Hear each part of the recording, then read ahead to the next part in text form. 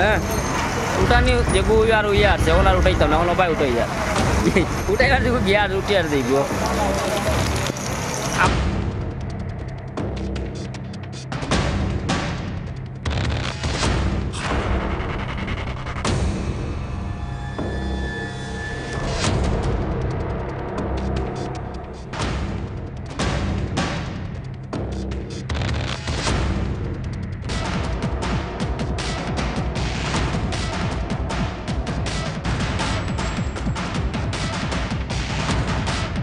বৃষ্টি দিলে আমাদের ফাটক বাজারে জল হয়ে যায়।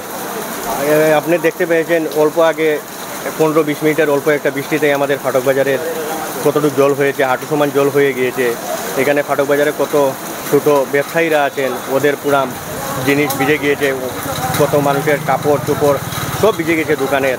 ওদের যে লস হয়েছে ওটা কে দিবে? আমাদের মিউনিসিপ্যালিটি আমাদের এখান থেকে ট্যাক্স নেয়, কিন্তু যথাসময় মিউনিসিপ্যালিটির ড্রেন পরিষ্কার করে না। ড্রেনগুলো পরিষ্কার করতে আসলে অল্প 5-10 মিনিট অল্প পরিষ্কার করে চলে যায়। এগুলা আমাদের যেহেতু মিউনিসিপ্যালিটি বোর্ড নেই, এখন এডিসি আমাদের মিউনিসিপ্যালিটি চালাচ্ছেন, ওনার দেখার দরকার ছিল যে অল্প বৃষ্টি দেওয়ার কারণে এগুলা কেন হয়। উনি একবারে আসেন নাই, কিন্তু উনি তুলা কালেকশন করছেন বাজার থেকে, যত কিছু সব কালেকশন করে নিয়ে যাচ্ছেন, কিন্তু আপনি আপনার চোখের সামনে দেখতে পাচ্ছেন যে এই বৃষ্টির জলেই আমাদের এই ছোটো ছোটো ব্যবসায়ীরা অবস্থা কী হচ্ছে।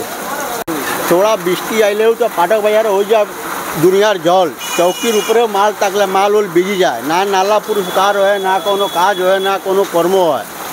ছোটো মোটো দোকানদার তারা কিলা বাসবো বোঝাটা মুশকিল। হ্যাঁ, নালাও পরিষ্কার না, কিচ্ছু না। হ্যাঁ, চুলা তো ঠিকই মুনিসিপ্যালিটি নেয়, কিন্তু করায় কিতা আমরা নিজেও বুঝি না। আর ওই পুরস্কার যদি হইতো তো আপনার চোখে দেখেন না কতখান জল, চৌকির উপরে জল যদি বাইয়া যায় গিয়া তো একটা দোকানদার কত কষ্ট হইতেছে। হ্যাঁ, পুরা মাল উল ভিজিয়া নোকসান, কত টাকা আজকে নোকসান যে হইলো, এটা 3 মাসে অসুল হইতো না রোজি করিয়া। আমরা তাই কেউ দেখনেওয়ালা নাই আমরা।